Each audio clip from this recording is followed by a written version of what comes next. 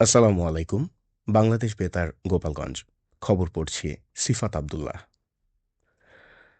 নারী ও কন্যার প্রতি সহিংসতা বন্ধে ঐক্যবদ্ধ হই, ডিজিটাল নিরাপত্তা নিশ্চিত করি।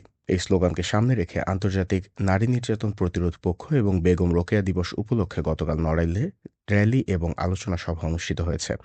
এই উপলক্ষে একটি বর্ণাঢ্য র্যালি বের হয়ে শহরের প্রধান প্রধান সড়ক প্রদক্ষিণ করে একই স্থানে এসে শেষ হয়। নড়াইল জেলা প্রশাসন ও জেলা মহিলা বিষয়ক অধিদপ্তরের আয়োজনে জেলা প্রশাসকের সম্মেলন কক্ষে এক আলোচনা সভায় জেলা পর্যায়ে নির্বাচিত ৫ জন এবং সদর উপজেলার নির্বাচিত ৫ জন অদম্য নারীকে ক্রেস্ট ও সম্মাননা প্রদান করা হয়। অনুষ্ঠানে প্রধান অতিথি হিসেবে উপস্থিত ছিলেন জেলা প্রশাসক ড মোহাম্মদ আব্দুল সালাম।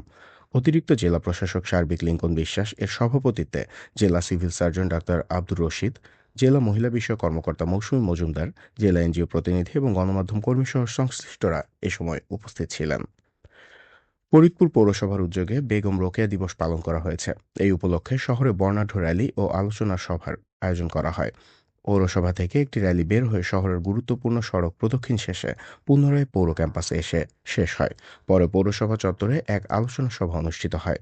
পৌর প্রশাসক ও অতিরিক্ত জেলা প্রশাসক মোহাম্মদ সোহরাব হোসেনের সভাপতিত্বে ফরিদপুর পৌরসভার সমাজ উন্নয়ন কর্মকর্তা সৈয়দ আহাদুজ্জামানের সঞ্চালনায় মহিলা বিষয়ক অধিদপ্তর উপপরিচালক মাসুদা হোসেন এবং ফরিদপুর পৌরসভার হিসাব রক্ষণ কর্মকর্তা গোবিন্দচন্দ্র মণ্ডল এই সময় বক্তব্য রাখেন। এ সময় ফরিদপুর পৌরসভার কর্মকর্তা কর্মচারীবৃন্দ উপস্থিত ছিলেন।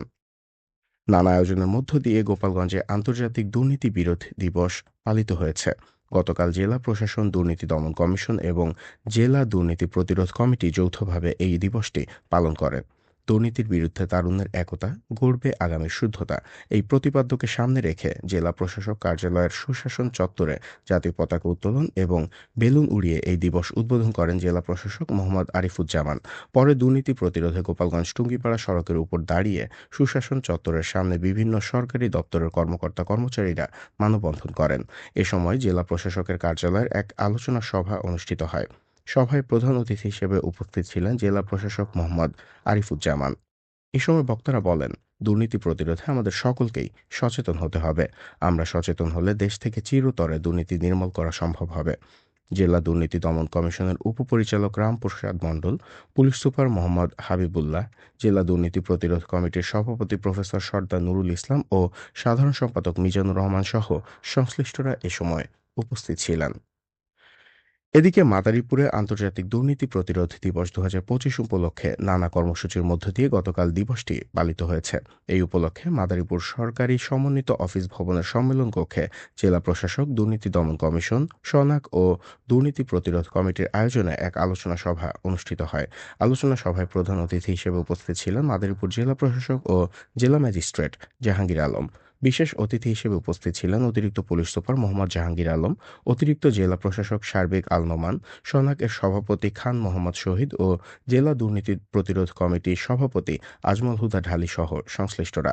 অনুষ্ঠানটি সঞ্চালনা করেন জেলা শিশু বিষয়ক কর্মকর্তা মোহাম্মদ শহীদুল ইসলাম মুন্সী। সভায় সরকারি বিভিন্ন দপ্তর, অধিদপ্তর, বিভাগ ও প্রতিষ্ঠান প্রধান, শিক্ষক, ছাত্রছাত্রী এবং সেবা প্রত্যাশিত ব্যক্তি অংশগ্রহণ করেন। শরীয়তপুরে নবাগত পুলিশ সুপার মহোদয়ের যোগদান উপলক্ষে বিশেষ কল্যাণ সভা অনুষ্ঠিত হয়েছে। জেলা পুলিশের আয়োজনে পুলিশ লাইন্স ড্রিল শেডে জেলা পুলিশের ঊর্ধ্বতন কর্মকর্তাগণ সহ সকল পর্যায়ের অফিসার ও ফোর্সের বিশেষ কল্যাণ সভা অনুষ্ঠিত হয়।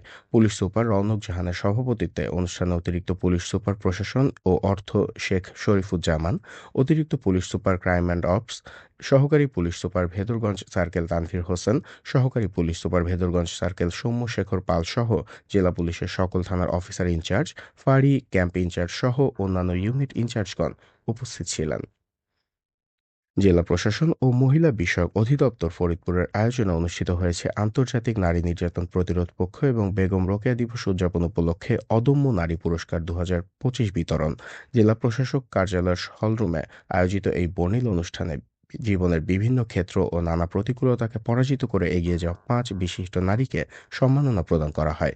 মহিলা বিষয়ক অধিদপ্তর ফরিদপুরের উপপরিচালক মাসুদা হোসেন এর সভাপতিত্বে অনুষ্ঠানে প্রধান অতিথি হিসেবে উপস্থিত থেকে সম্মাননা তুলে দেন ফরিদপুরের জেলা প্রশাসক মোহাম্মদ কামরুল হাসান মোল্লা। এ সময় বিশেষ অতিথি ছিলেন police super Mohammad Nazrul Islam, civil surgeon doctor Mahmudul Hasan.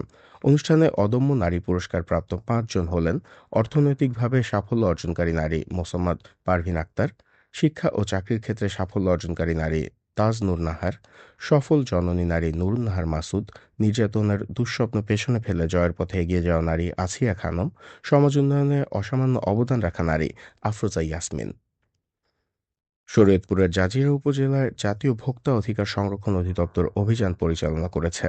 গতকাল ভোক্তা অধিকার সংরক্ষণ অধিদপ্তরের জেলা শাখার সহকারী পরিচালক জান্নাতুল ফেরদৌসের নেতৃত্বে এই অভিযান পরিচালনা করা হয়।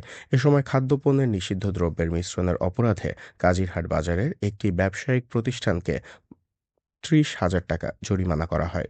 অভিযানে সার্বিকভাবে সহযোগিতা করেন জাজিরা উপজেলার স্যানিটারি ইন্সপেক্টর আক্তার। সবশেষে আবহাওয়া।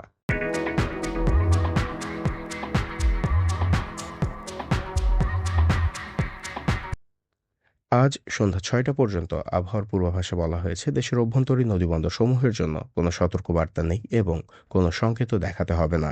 খবর শেষ হলো। আমাদের পরবর্তী খবর প্রচারিত হবে আগামীকাল সকাল ৮টা বেজে ৩০ মিনিটে বাংলায়।